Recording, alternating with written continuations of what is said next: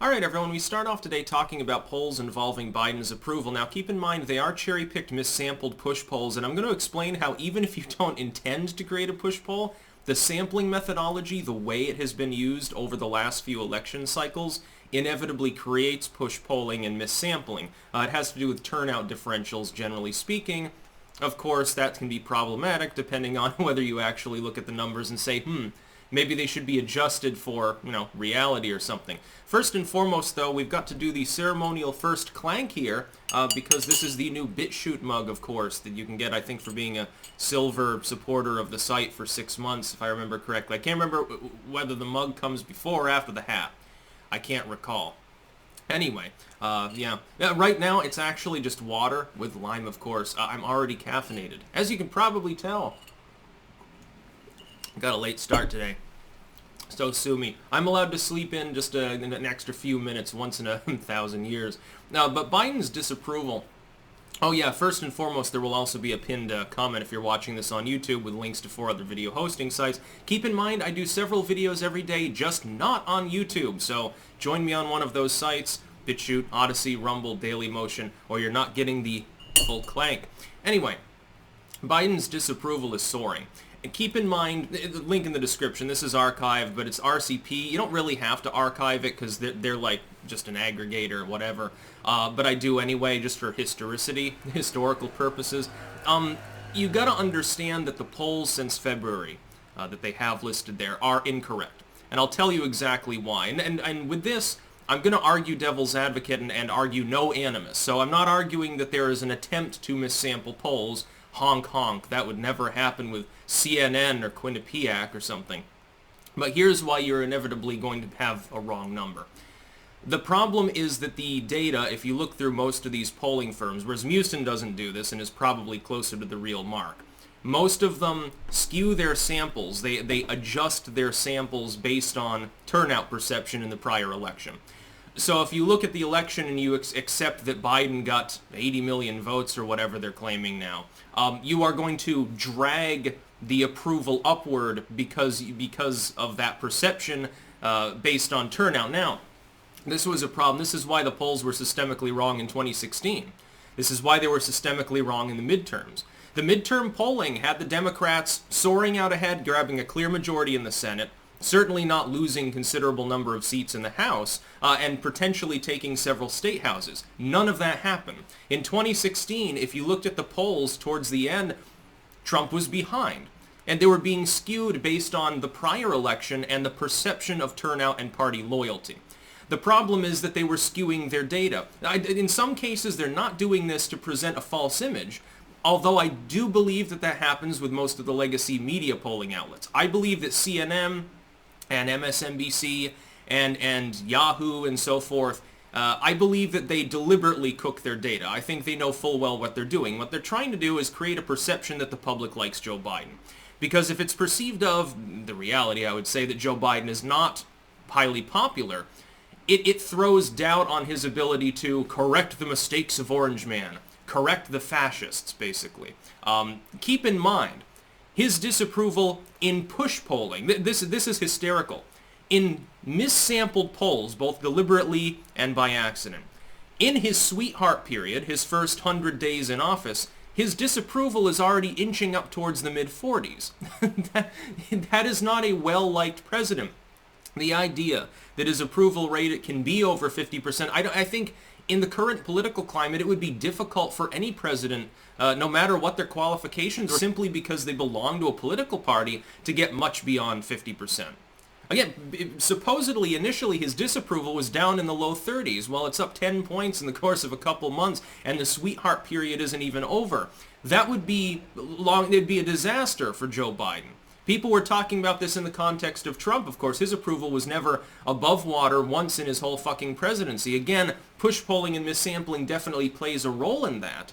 But at the same time, because of the hyper-partisan political climate, it's difficult for those numbers to actually exist. I am very, very skeptical that the 51-52% approval he supposedly has is real. I'm also skeptical that his disapproval is so low. And where is that gap in the middle? Well, some of these polling firms, of course, it's not going to add up to 100 because there's also the I don't give a fuck category. I think that encompasses a lot of leftists at this point. I think that if I look at these numbers, because again, polls can give you a trajectory, a velocity, but they can't give you a real number. No matter how many polls you have, there's always variables, there's always variance. So if the aggregate says 40, it might be 41, it might be 38 or something. But it can tell you the direction in which things are going. I've analyzed this for years. Like with Trump, there were times in his presidency you could never trust the approval numbers, but you could always trust the direction in which they were heading.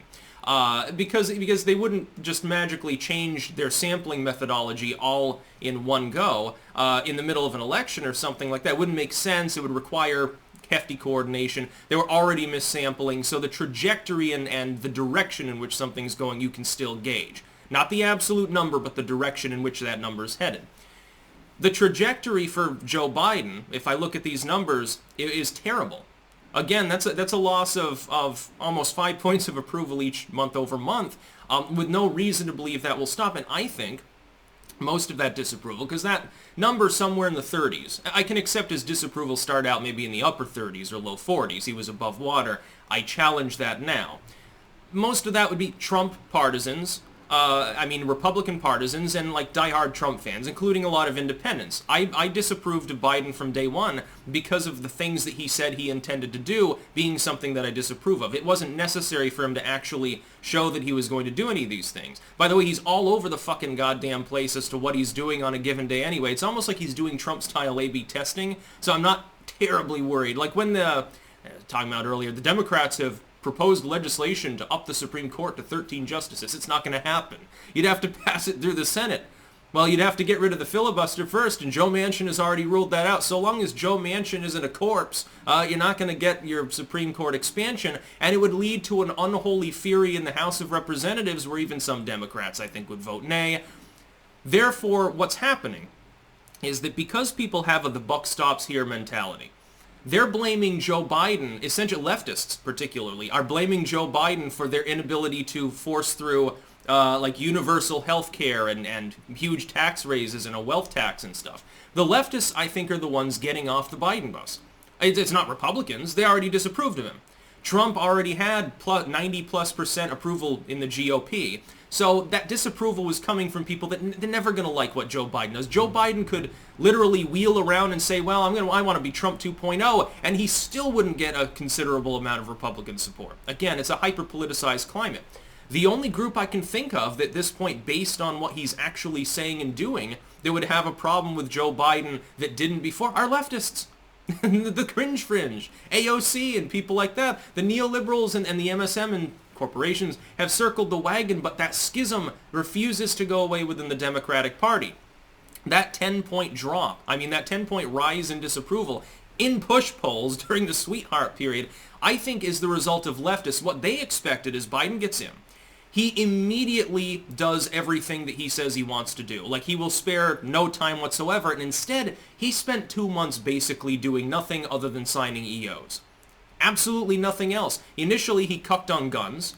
He's cucking now, again, by leftist standards, potentially on the border. Did you see? Did you fucking see? There was a Biden voting family down in Texas. They have land on where the border's supposed to be. And the federal government, of course, was trying to seize the land because, they're building a wall. Despite the fact that Biden has now pledged not to build any more wall, they still took their land. And these people are like, we thought Biden would protect us. No refunds. And by the way, no sympathy for idiots that did vote for Joe Biden. I warned you what would happen. Everyone fucking warned you. The systemic structure of the Democratic Party is too schismatic for him to have a mandate. He's incapable of passing anything. He is limited to creating advisory committees and using budget reconciliation that half the time will fall fucking flat. You're not going to get rid of the filibuster. You're not going to expand SCOTUS. You're not going to get meaningful gun control, which I say is a tax on the Second Amendment, but leftists generally disagree. You're not going to get any of these things. The biggest thing that Joe Biden will manage to accomplish is letting the Trump tax cuts lapse and upping the middle class's tax rate. And possibly cucking on the border. That's it. And the Chinese are apparently going to fly jets over Taiwan and then start a war if Taiwan responds. They're testing him for weaknesses. Russia's testing him in Ukraine right now. All those countries that Trump put in their place because he was a fairly strong leader who understood Asian diplomacy are now breathing down the United States' necks, leading to a point where we could have a world war.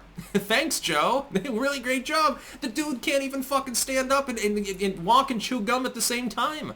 He's fucking falling down. He's saying weird shit. Kamala's laughing at kids in cages and stuff. The MSM is trying to cover for his ass, and it's just not working out. Joe Biden is the failure I expected him to be. My hope was that he would get in there, he'd do the typical neoliberal thing, put the id poll bullshit on the sidelines, and be like, basically do nothing, president. I was hoping for that, ultimately, because the less he does, the better. And hopefully he lives a long life, because the alternative's worse. The alternative is a fucking psycho person in the White House, as opposed to someone who's just demented. It'd be a fanatic who laughs at human misery and would probably start a war. Just keep in mind, there's a reason that cursed Tippecanoe bullshit, I can't imagine it's going to come true. No one in their right mind would ever take a swing at Joe Biden because they would know what the alternative is 1,000 times worse. Unless they wanted to fucking destroy the United States entirely in a nuclear war or something. Because Kamala is fucking nuts enough to do it. That's about all. Peace out.